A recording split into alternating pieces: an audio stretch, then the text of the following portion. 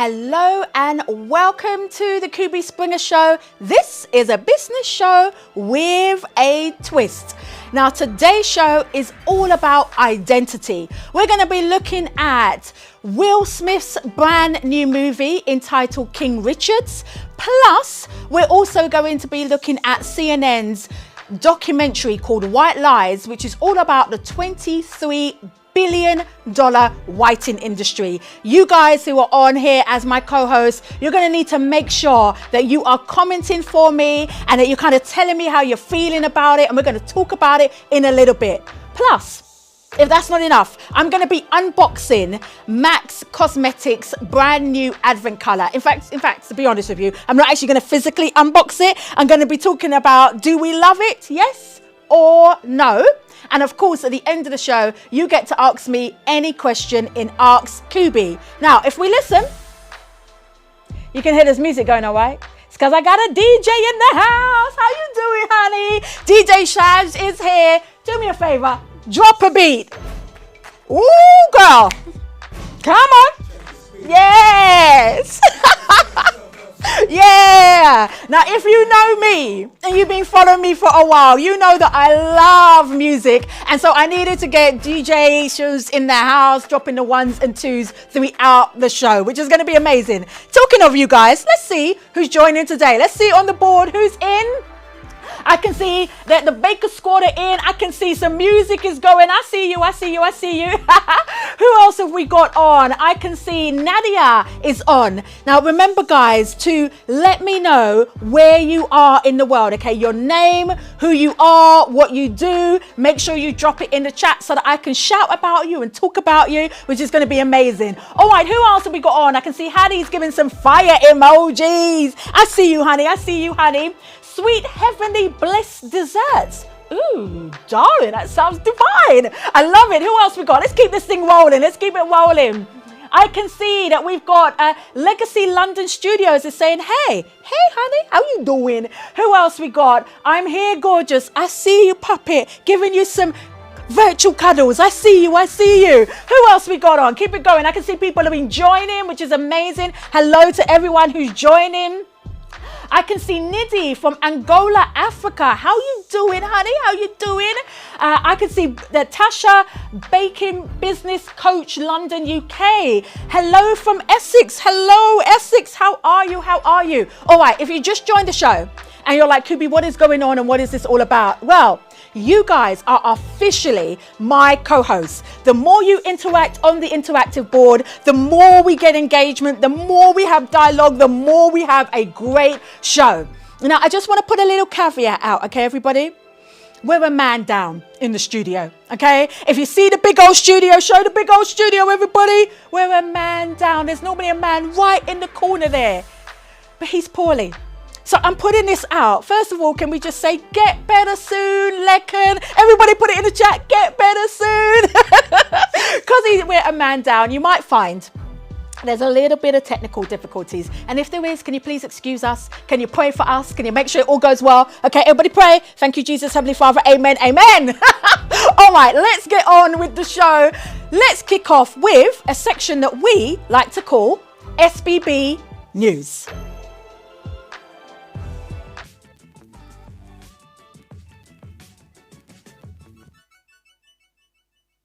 Amazing. SBB News.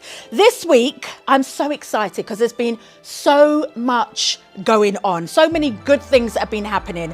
One of them is that we have got a brand new website. Now, the reason why we got a brand new website, we put a site up that really is all about the show and my speaking and how you get involved with the show. So on this new website, you can basically discover what I do as a speaker, what I do as a brand specialist, but most importantly, you can re-watch the show again and again. And if you click on the Get on the Show tab, you can find out all the ways you can get involved. So maybe you want to be a guest. Maybe you want to have me unbox your product. Maybe you want me to, review what you've been doing or give you a shout out. All you need to do is fill out the form on the website, choose how you want to be involved with the show, pay your money, and then let's just get you on the show. So go to all the W's, kubispringer.com. All right. Can I pat myself on the back? Can you allow me to pop my collar? Can you allow me to pop my collar? This week I have been featured on Forbes USA.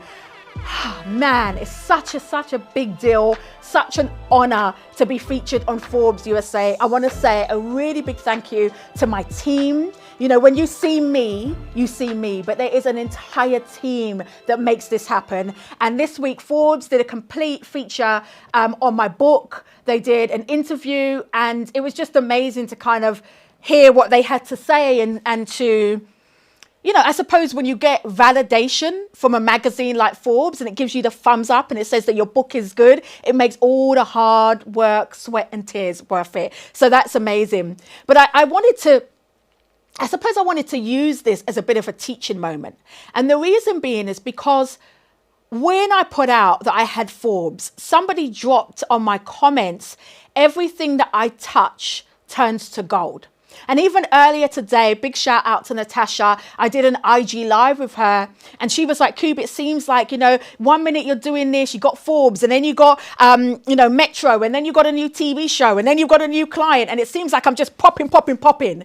And the reality is this, there are more failures than there are successes. There are more failures than there are successes.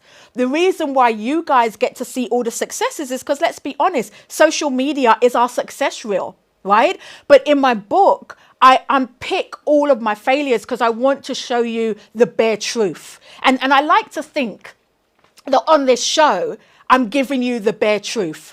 That every success, I guarantee you, there are about 5 failures to it. In fact, even the journey to being able to be featured in a Forbes, that's taken about 8 years. 8 years. When me and Hattie, my PR agent, started doing PR 8 years ago, I was just getting like little comment pieces in magazines. And I was thinking, man, when is someone going to do a feature piece? When am I going to get that big spread? And the first big spread that we got was the Sunday Times newspaper front cover. But even within that, it took ages. Before I got broadcast, before I did Amazon or before I did Sky, nobody was interested. Why? Because it takes time to build that media presence. It takes time to build up that credibility. So I just want to encourage you. If you're on the journey and you're like, oh, when's it going to happen? Trust the journey, trust the process, and just keep going, which I think is going to be a bit of a theme for today. Like, just keep going. All right, let's go onto the board to see what my co-hosts are saying. What are you guys up to and what are you saying? Let's have a little look. Legacy London says, get better soon. Yes. Get better soon, Lecken, get better soon. What else you got? Finally, my Sunday makes sense. Oh, that's so sweet. I can see so many get better soon is going to the amazing Lecken. I see you guys. I see you. Thank you. You're making Lecken feel really good. I appreciate that, co-host. What we got? Hashtag made for me says, blessing evening Queen Kubi, North London here. North London in the house. I love it. Trisha says, cannot wait. Yes, thank you. Congratulations has come from Sandra. Huge deal. It is a huge deal, girl. It's incredible. Well done. Fire emojis. Wow, congrats. Oh, you guys are super kind. Super kind. And talking of team, okay, I can see Hattie is on as well. She's my PR agent. So you know what? Everybody just say, go, Hattie, go, Hattie, go. You know, at the end of the day, it takes a village to bring up a child, but it takes a team to run a business. There is no I in team. The hidden failures. Yes, ma'am. The hidden failures. Now, talking of the journey, I think there are 2 stories that are coming up today that are exciting, insightful. So let's talk about it.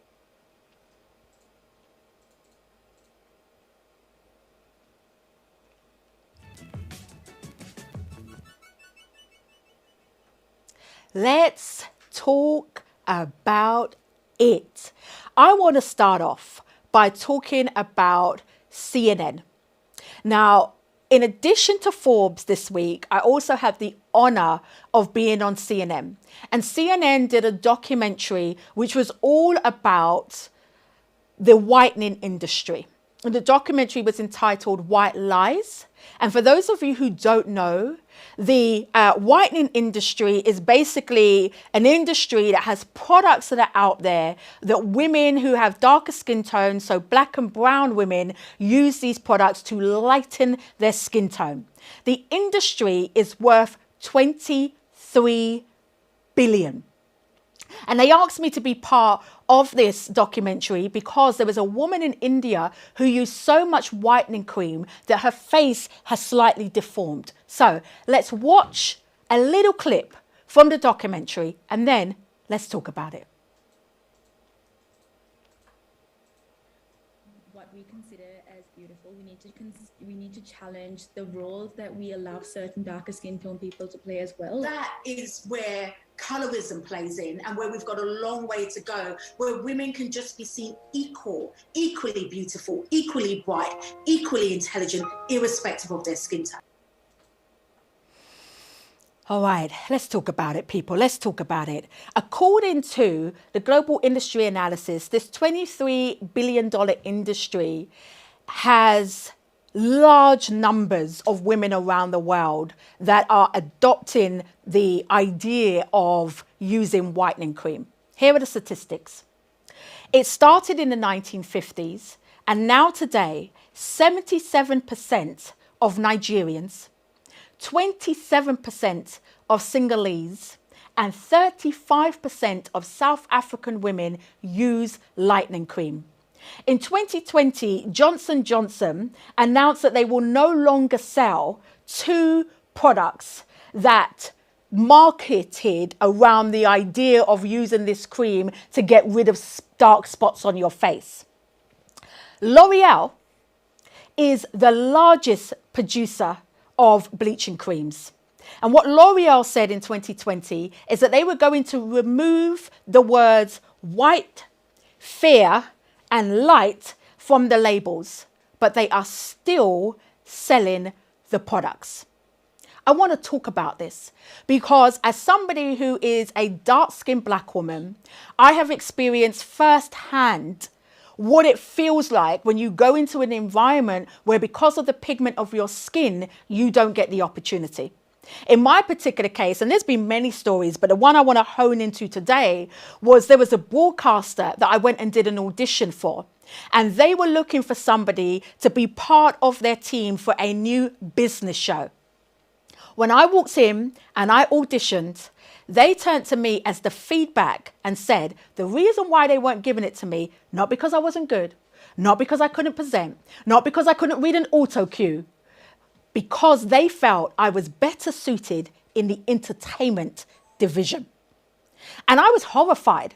And it made me feel in the moment, whilst I personally have never used whitening cream and will never, I can understand why some women might feel the old saying that my grandmother used to hear, my great-grandmother used to hear, the old saying of, if you're white, you're all right. If you're brown, stick around. And if you're black, stay back. That saying from colonialism days is still impacting us today. So, let's talk about it. Boss Squad, what say you guys? Let's see what you guys are saying on the board. So sad. Absolutely. So sad. What else are you guys saying? Let's see. I can see, wow, somebody said this is crazy. Absolutely. It's crazy indeed. Right about Nigerians, it's crazy. Yes, it is. Yes, it is. That saying is disgusting. That saying is grotesque. It really is. Now, there were people who were on my Instagram earlier today when I posted this, and I just want to go to what it is that they have put on the IG. So give me a minute, let me go to it whilst you guys keep telling me what you're feeling and thinking around this. Are you surprised by these statistics? Are you surprised that so many women are still using lightening cream? Are you surprised that the industry is as big as it is? Okay, let's see what we've got. It's crazy and really sad. We should something at our skin as a gift from God. We should look at our skin as a gift from God. Amen to that. Totally agree with you. Let's see what the rest of you are saying. The underestimate your melanin. Okay, love that. What else are you guys saying? Let's see. Let's see what else you guys are saying. So wrong as people with real talent are getting overlooked. Yes, ma'am, they are. Yes, they are. What else are you guys saying? I've just logged on. What are you talking about? Okay, honey. We're talking about the CNN documentary, which basically outlined what's going on with the whitening industry and the fact that 77% of Nigerians, as an example, use bleaching cream. And we're talking about why. Why do we think it's happening? And what can be done about it? And there was lots of you that made comments on my Instagram, and I am desperately trying to pull it up, child. Give me half a minute. Let me see if I can pull this up. Hold on. I got a phone in my hand too. Let's see. Let's see. Bear with me as I attempt to get these up. 1 second. Oh, I got them up. Aren't I brilliant? I tell you, me and technology are not always friends, but we are today. Okay, I can see you guys have said this.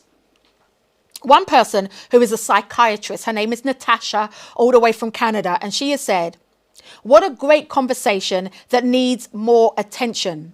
The ways colonial thought and anti-racism has impacted our lives and made money from our internalized racism is disgusting.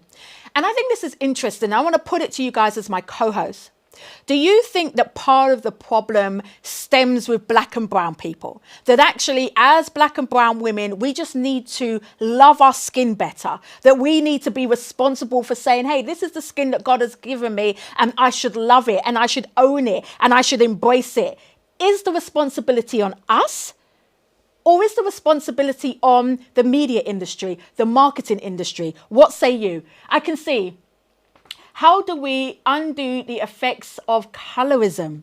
That's the question, right? That is the question. How do we undo the effects of colorism? Somebody else on my Instagram has said, it will take all the approaches you've highlighted carried out over a consistent period of time in order to change and redefine mindsets with regards to being secure in your shade. Another person has said, when global opportunities are seen to go to those with lighter skin and those with the darker skin are often at the bottom realms of society, the inevitable will happen. Do you agree? Do you agree? Let's see what you're saying. I think it's more to do with how men prefer the lighter skinned women. That's interesting. So for you, you think the responsibility is on how men see the standard of beauty and what they're choosing or not choosing. All right, let's keep going. Somebody else has said, put a ban on the products being produced. That's what it will take. If they exist, people will use them. Now that sentiment continued with somebody else saying, I love this, Kubi. This topic needs to be addressed and discussed at a global level with health professionals and so on.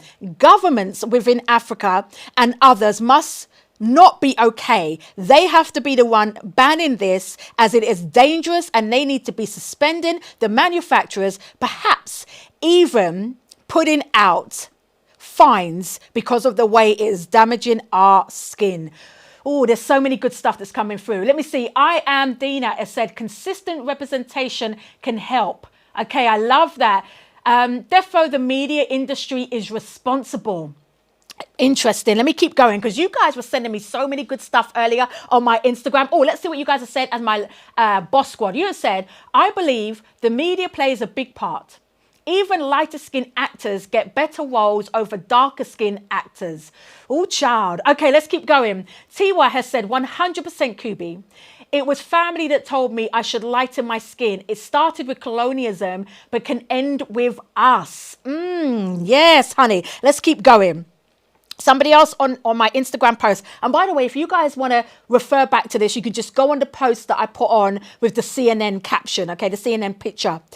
This person has said, this is so needed, Kubi. First of all, we all need to learn to love ourselves. which is a learning journey for many. I think there should be a video to show a breakdown of how whitening your skin can negatively impact on your skin and your health, not just for now, but later on down the line. She goes on to say, I attended a seminar many years ago concerning the use of vaccine. And then she goes on about the vaccine. The child goes into a whole thing about the vaccine. We're not talking about the vaccine today, honey. We're talking about skin whitening. All right. What else are you guys saying? The problem is much deeper. Rejection starts at home. I love this. Colonialism and shadism are rooted in colonialism and anti-black racism. Sorry, colorism and shadism are rooted in colonialism and anti-black racism. This is good. Why do white women want darker skin then? Okay, so there's so many sides to this argument. And one of the interesting things that came out as my team and I were discussing, and one of the beautiful things that I love about my team is that we're multicultural. We've got people from China, we've got people from Europe, we've got people from the Caribbean, we've got people from Africa, we've got English people in the team. We're very, very multicultural. And so whenever there's a discussion like this, I love to bring it to my team to get the different perspectives. And one of the things that came out is one of the members of the team said, well, what about the reverse? What does it mean when white women are using creams to darken their skin? And that person asked the question and said, isn't it the same?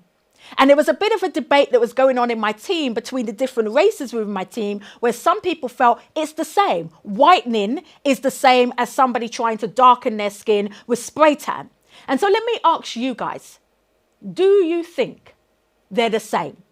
Is skin whitening the same as a white woman wanting to get a tan? I've got my opinion and I will talk about it in a sec, but I want to know first of all, what do you guys think? Okay, let's see. Responsibility lies with both media, can you scroll up for me, my gorgeous, and us, but ultimately starts with us being secure and confident in whatever shade you are born with. Your talent isn't based on the color of your skin. Well, let me chime in for a minute. Whilst I agree with you that technically your talent shouldn't be based on the color of your skin, my experience and so many women that I know with darker skin, our talent has been ignored because of the color of our skin. I think it would be irresponsible for me to sit in this chair and talk about a topic like this and ignore the pain and the hurt that comes with being somebody with darker skin, particularly in business or in the media or in the advertising industry, because talent is ignored.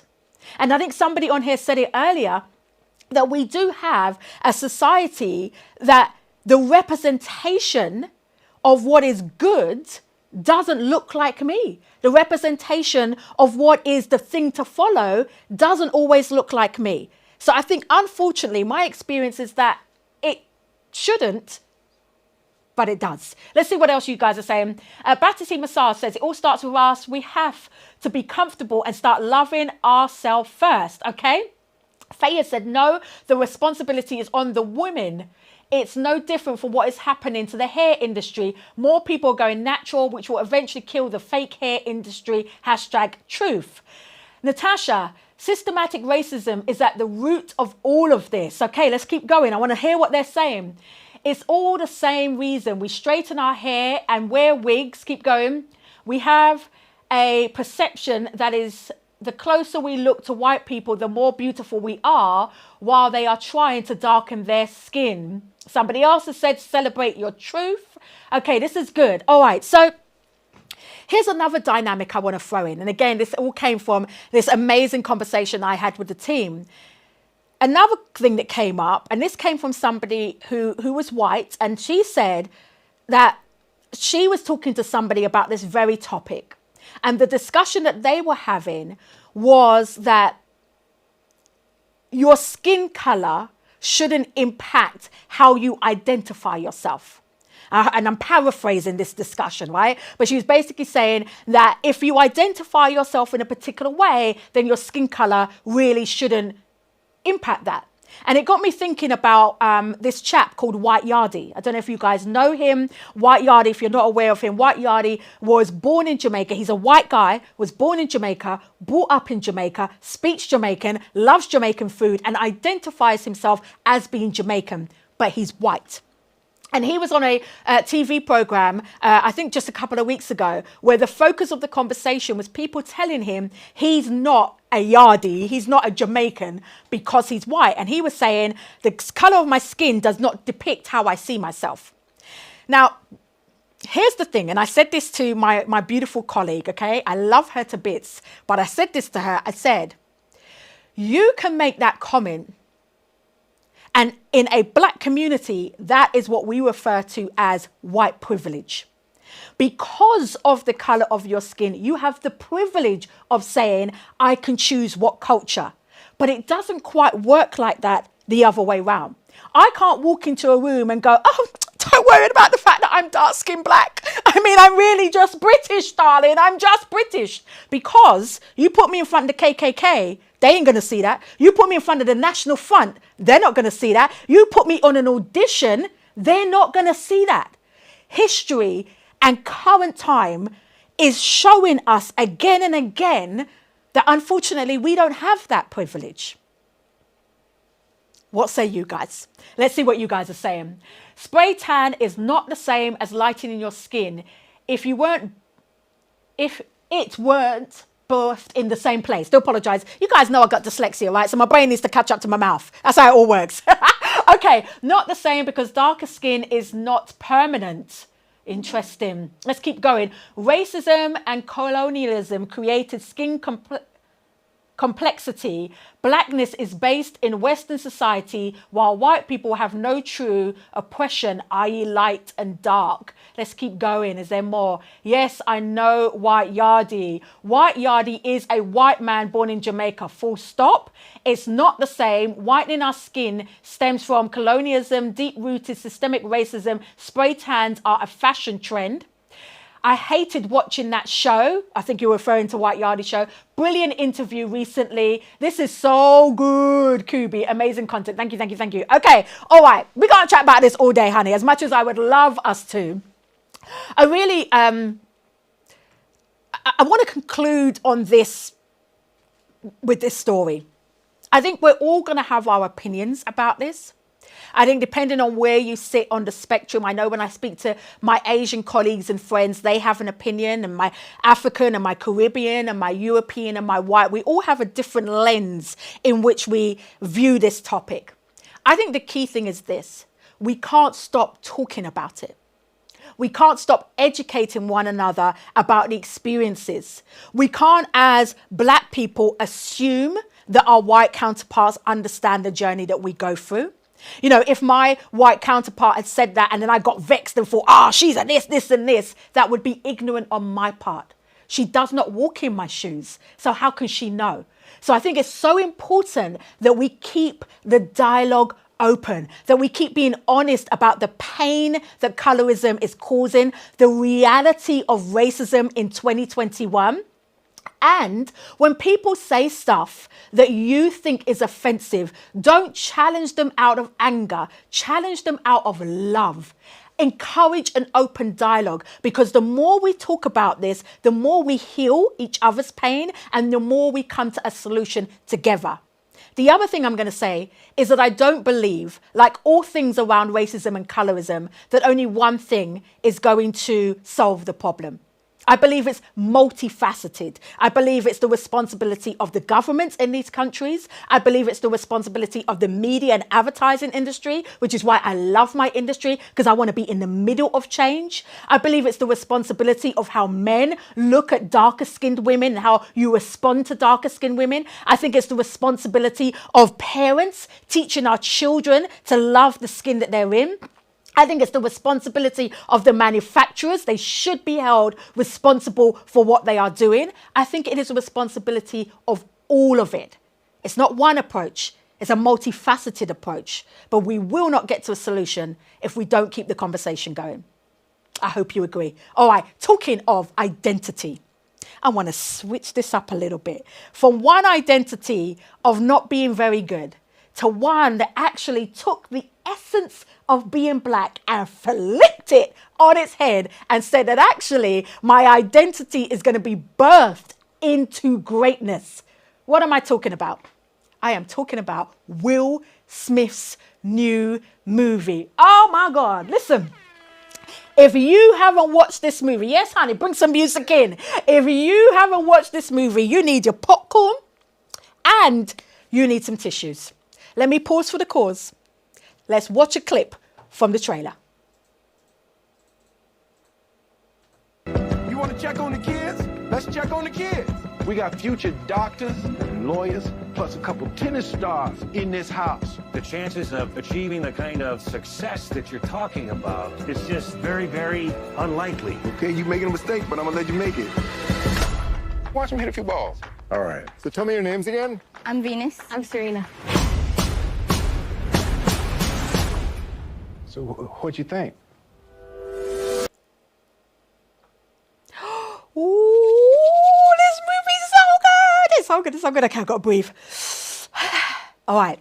So earlier this week, I had the privilege of going to a private screening to watch this movie, Will Smith's brand new movie. Let me give you the backstory if you haven't heard about it so far. Will Smith's brand new movie is called King Richard. It is the story of Richard Williams, who is the father of Serena Williams and of Venus Williams. Now, if you've been sitting underneath a rock somewhere and you don't even know who the Williams sisters are, let me break this down.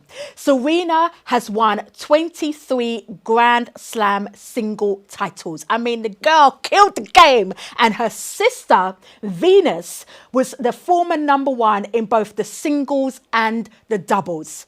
This movie is so powerful because what Richard Williams did, it is he had a 78 plan on how he was going to take his daughters and turn them into champions. Now, I'm going to try and not do a spoiler alert, okay? I'm going to try because my team's already told me, stop doing the spoiler alert, okay? I'm going to try. But I just got to give you some juicy bits. Juicy bit number one is that they started off in Compton. Now, those of you who don't know Compton, it's the ghetto out in California. They started off in Compton and he had this plan. And he was so persistent about how he trained them up in the game, how he got them to master their excellence, and then how he managed to get them in front of key people so that their game could be leveled up to the next level, right? What can we learn from this? I think the first thing we can learn, and I say it so many times, can you have a plan? Can you have a plan? Like he had a 78 page plan. Do you have a plan? I went and did a speaking gig the other day and I said, how many of you actually have a plan? And the amount of people didn't have a comprehensive plan. Now, a dream and a plan are two different things. A dream sounds like this. Oh, I want to be a billionaire. Okay, that's what a dream is. That is not a plan. A plan has strategy. A plan has stepping stones. A plan has objectives and goals. A plan is not a dream. He had a plan. Number two, he was really consistent with that plan. He was focused. He was laser focused that no matter what happened, he didn't fall off of the plan. I'll give you an example. When the pandemic happened, the amount of people who I saw say, oh, I know I was doing so-and-so, but I'm not going to do that anymore. And they changed their plan. Richard Williams got beat up in the ghetto on the tennis courts time and time again. His big crisis was the gangs, but he still did not change the plan. The other thing that we can learn from him is the power of gatekeepers. Every industry has gatekeepers. And what he understood was that he needed to get to the gatekeepers. You know, people often say to me, Kubi, you know, I've got to smash down the glass ceiling. And I'm like, no. Nobody's trying to kick down any doors around here. Like, I'm a female, I've got 4-inch heels. I'm not trying to kick down any doors. I don't want to mash up my heels. What I like to do is reposition my brand to find the gatekeepers who have the keys so that they can unlock the door and I can just slide all the way through. And what he understood was that he partnered, he sought after, he got endless rejections until he went and found the gatekeepers who would say yes to his plan. So I love the movie. I want to see what you guys say. Who's watched the movie on here? Stick to the plan. Yes. The power of gatekeepers. Fire emojis. Absolutely. Kubi used to teach me, go up a little bit, my gorgeous. Kubi used to teach me street dance when I was about 13. Shut the front door. I love that. I love that. What else are you guys saying? Consistency is definitely key. Absolutely, Salika. Absolutely. I'm getting fire emojis coming up. What else are you guys saying? I can't wait to watch it. Honestly, Nuzo, get your popcorn and get your tissues. It is a tearjerker and a half. Gatekeepers are everything. I can see you. I can see you. Laughing out loud. Don't kick down the door. No, child. Don't kick down the door. Okay? No, our heels are too cute for that. There will be no kicking, no doors. They will be finding gatekeepers. They open it and we glide through. That's what happens, honey. Just glide. All right. Let's go to the next section of the show, which I like to call Quote of the Week.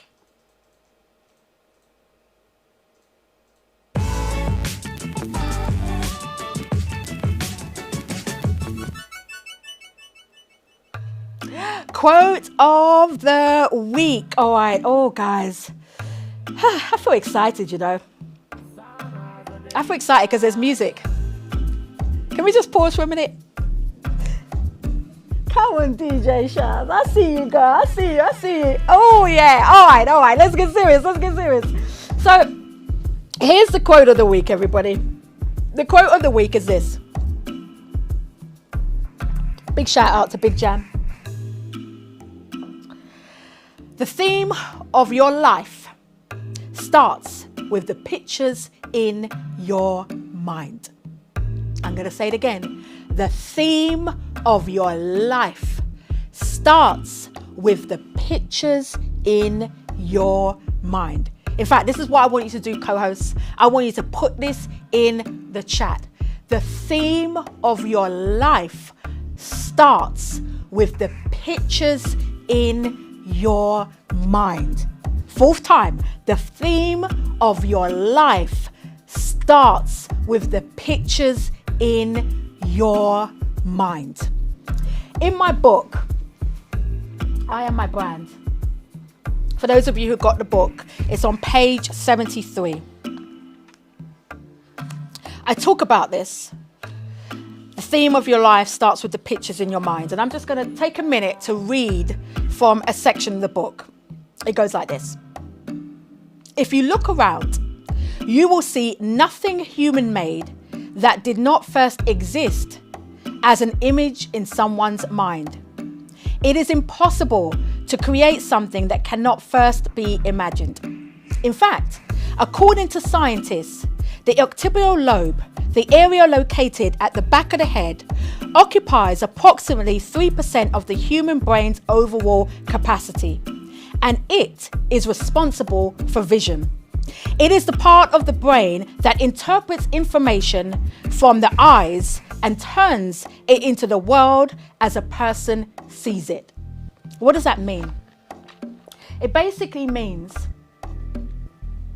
this idea of I need a vision is erroneous.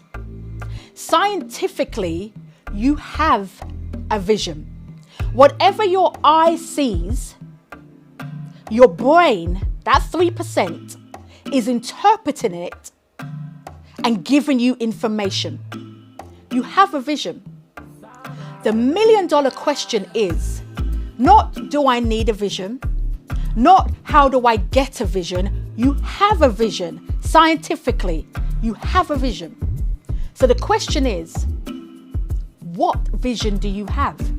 Do you have a vision of your eyes seeing everything negative and therefore your brain interpreting that your life is bad? Or do you have a vision of the possibilities of your future? I'm a big stickler on saying this to clients that I work with. Be very intentional about what you set your eyes on. When you wake up in the morning and you pick up your phone, What do you see when you're scrolling Instagram? Because that is going into the brain and is being interpreted as your vision. When you turn on the TV, is everything that you're seeing doom and gloom, terrorist attacks, because all you're watching and absorbing is the news? When you set about your day and you go onto YouTube, is your YouTube playlist full of reality TV with drama and fights and foolishness? What is your eye setting itself upon? You want to change your life? Change what you're watching. Change what you're seeing. You already have a vision. The question is it the right vision for you? Is it the vision that's going to take you where you need to go to?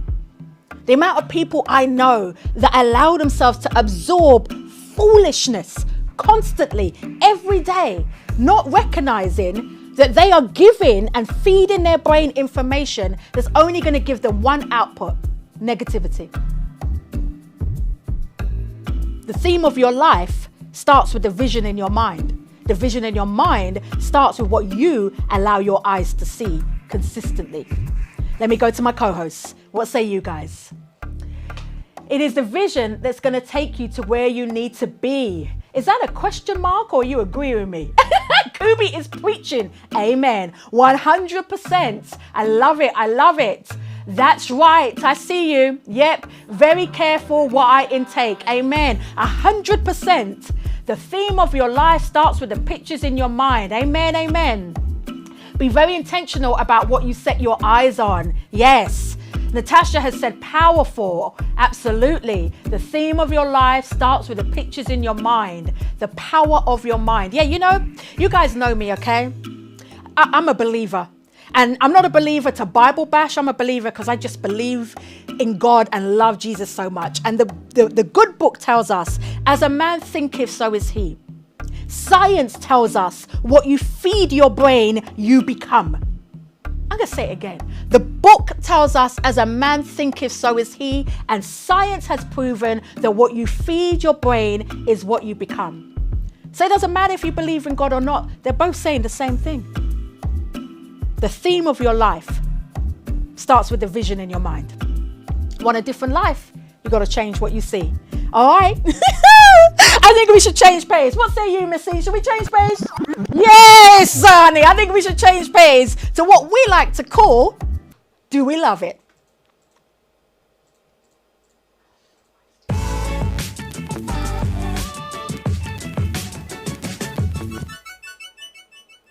Do we love it? Do we love it? Do we love it? Do we love it? Do we love it? Come on, honey. Come on, honey. Do we love it?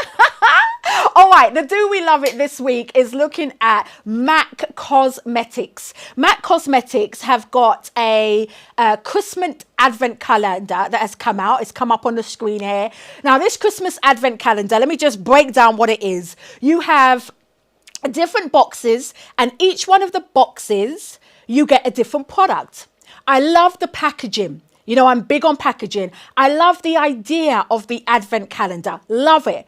As somebody who enjoys makeup, I'm a MAC fan. I love the red lipstick. I believe it's called Ruby Rouge. I hope my makeup artist doesn't tell me no. Yeah, we love it, honey. Go ahead. We love it. Yes, we do. Love that lipstick. Love MAC. But this advent calendar, I do not love.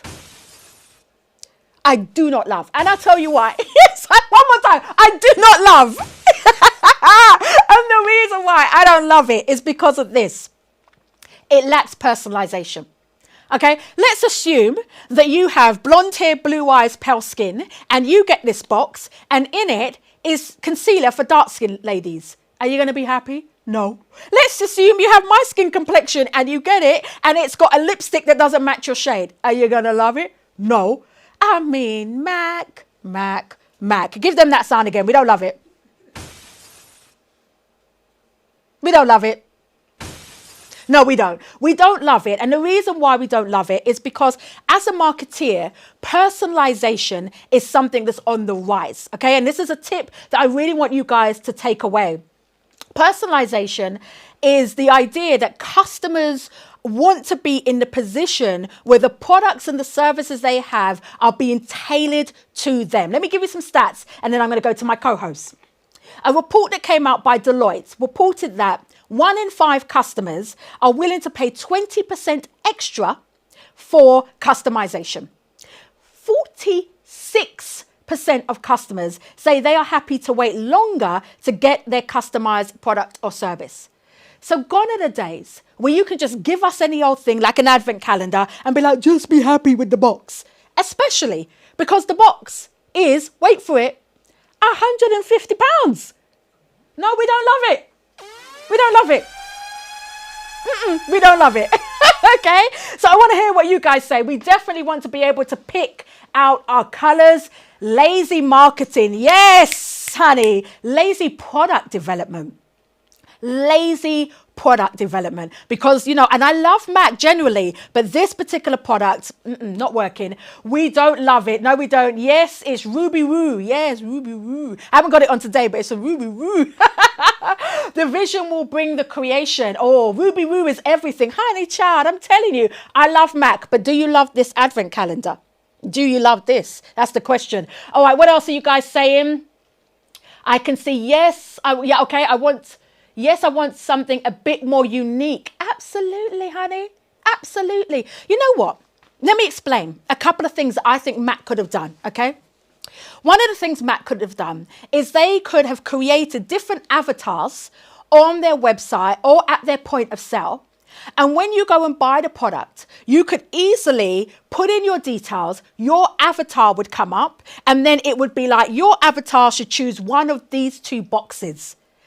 Then you could still get all the surprise, but you would know the surprise would be for your skin tone, okay? Or what they could have done is they could have used AI, or they could have used 3D animation, or they could have used any of the new technology that is on the market. It's plentiful. And you could go on, put your face on, and you could use some of the products that might be in, and then say, okay, I've used some of the products, and then their back-end algorithms could then go, boom, this is the box for you. And then you've got your box. It is imperative in 2021 that all organizations, small and large, understand customization and think outside the box about how they can tailor their products for the different customer groups globally. Okay, I'm going to read out one more and then we're going to keep going. Let's see what else we got. I think that's Love MAC, but they definitely got this wrong because women don't play with their makeup. Can you imagine? After paying £150, sorry for all my non-Jamaicans, that's £150. Can you imagine? Preposterous, I do say. Okay, let's move on to the section that we like to call Ask Kubi.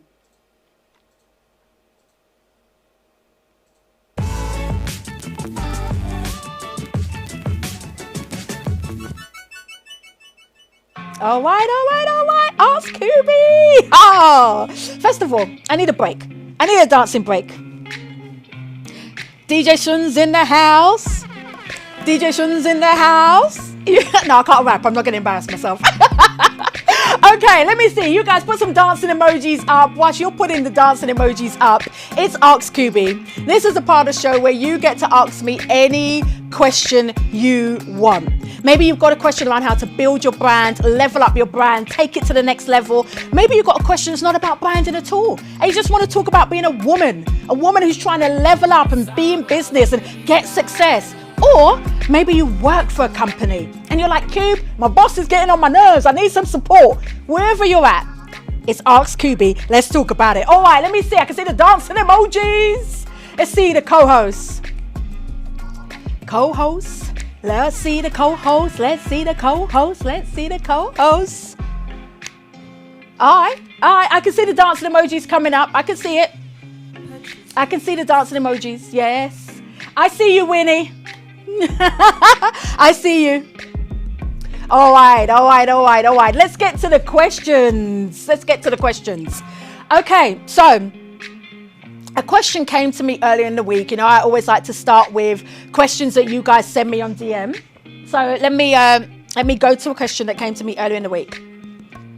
So This question, hold on. I'm going to put it up. Let me put up the question. Okay, so this question reads, hey Kubi, hey gorgeous. How is it that you are able to juggle being a full-time mum and running a full-time business? I have children and I'm finding it really, really difficult at the moment. Please, can you help? Well, of course I can help you, honey. Absolutely. All right. So I talk about this so much because you guys ask me this question so much. I think the way I juggle it, okay, and everybody's going to be different on what they do, but the way I juggle it is I try and compartmentalize my life. When I am in mummy mode, I'm in money mode. When I'm in work mode, I'm in work mode. When I'm in boo mode, I'm in boo mode. Okay, I try and compartmentalize my life, and I do that by really planning out the time that I have, communicating to the various different people who are in each parts of my life. So communicating to the team, you know, we block out, for example, days or times where I just will not work because I'm in mummy mode. Me and my other half, we have conversations in advance, like, okay, what's your week looking like? What's my week looking like? When can we have dedicated time for date night? And I really just try and appreciate that. For me, there is no such thing as balance. Okay, I don't believe in that word balance. Like, I just don't believe it exists. What I believe is that there are seasons in our life, right? There are seasons where you're going to be juggling and having to work really hard in work. And then there are seasons where, you know, you can relax a little bit. For example, Christmas is coming up, right? That's a season where I would encourage you to say, take the time off. Like me, I'm taking the time off. Me and Angel are going away and I'm going to be in mummy mode. I'm not checking nothing. I'm not looking at anything. I'm in mummy mode. Yeah. So I would encourage you. The first thing is to compartmentalize. What I find is so often what people do is they're always trying to do everything at the same time. So they might be in mummy mode, but they're checking their Instagram, right? Or they might be in work mode, but they're still talking to the children. And I would say compartmentalizing makes it a lot easier. Okay, let me see if I can go to the board and see what you guys are saying. Okay, what inspired you to write Crisis Made My Brand? That's a good question. So, when the pandemic happened, I saw that people all around me were panicking. And what became really evident to me very quickly, as I was writing in my journal, I did a lot of writing during the crisis. And as I was writing in my journal, I did a lot of writing during the crisis. And as I was writing in my journal, it became evident very quickly that this isn't the first crisis I'd been in. In fact, there were times where I was praying to God and God would bring up to my memory all the times where I'd had crisis and how I'd managed to get over that crisis moment. And so I thought, as I got to the end of writing in my journal, got to the end of 2020, and I saw everything that I'd written down and all the scriptures that I had gathered and all of the conversations I'd had and all the things that I had observed, I thought to myself, you know what? People need to hear this, right? Especially you guys as my tribe. I get so many DMs where people say, you know, even today, Tasha, you know, you and I were on a live and Tasha was saying, Kubi, man, I love the way you just get back up and everything works. And I'm like, no, everything doesn't work. Like, there's so many things that fail, as I was mentioning at the beginning of the show. And so Crisis Made My Brand, I wrote it because I wanted to show you guys the psychology of success and the journey that one has to take and the mindset shift that you need to have to go, actually, this is not a crisis. This is a crossroad to my opportunity. This is not a crisis. This is a stepping stone to the next level of my greatness. And actually, and I mentioned this on Natasha's live earlier, I've put it in my book. When you're in a challenging time, what you really are is you're in school. I'm going to say it again. You're in school. It is an opportunity for you to learn something about you. My older brother used to say, when you point a finger, there are 3 fingers pointing right back at you. You're like, they did this and the pandemic and the government and that man and this business partner. When you're pointing a finger, there are three fingers pointing right back at you. What can you learn in this season about you? And so often there are people who live the same year 75 times and call it life, because they're not learning the lessons. There are lessons for you to learn. And when you learn the lesson, you step to the next level. But so often people are too busy pointing fingers and not looking at the three fingers pointing right back at them. I hope that helps. Next question. How do you build your brand when you have a tiny budget? Oh, that's a good question. Serena, I think it is. I want you to know this, guys. Building a brand does not require lots of money. Building a brand does not require lots of money. In fact, I'm going to talk to this camera. I want to talk to everybody. It is a lie that you need to have loads of money to build a brand. When you look at the biggest brands in the world, when you look at the biggest icons in the world, most of those people started from nothing. Building a brand requires you to be able to have a vision that is laser focused. And it is so laser focused that you know how to share the vision with somebody else. Building a brand requires a team more than it requires money. When I had no money, my vision was so clear that I was able to sell the vision and the dream to other people who were young like me, who wanted to jump on the bandwagon and support the vision. You need to be crystal clear on how do I sell it? How do I connect to people? How do I get people to buy into the vision? Because when they buy into the vision, they will support the vision. And the more people that support the vision, the bigger the vision gets. You actually don't need a lot of money. Even if you say, I need to have £20,000 to do something, you can do crowdfunding. But crowdfunding requires you to sell the vision so that people buy into the vision. Even if you say, I need an investor in the business, getting an investor means you got to sell the vision. So stop focusing on the money and focus on getting crystal clear about the vision and getting together a team to support the vision. That's number one. Number two is that impact always leads to influence, and influence always gives you power, and power gives you money. Don't focus on the money. Focus on the impact. Focus on, my granny used to say it like this. She used to say, if each one of us could just be responsible for putting our own little drop in the ocean, then we would create a ripple. And the more of us that are putting our drops in the ocean, the more the ripple turns into a wave. And collectively, when we focus on putting the drops in the ocean, the wave becomes a tidal wave of change. Your responsibility is to hone in on what impact do I want to make. When you make impact, you create influence. Influence gives you power, and power always commands money. I hope that helps. All right, next question. She said, you like that one?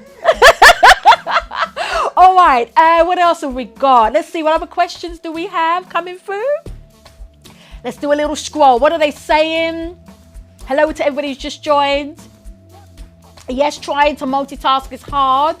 How will you know when you are ready to explore outside of your 9-to-5 job? Good question. All right, hold on, I need a drink for this one. 1 minute, everybody.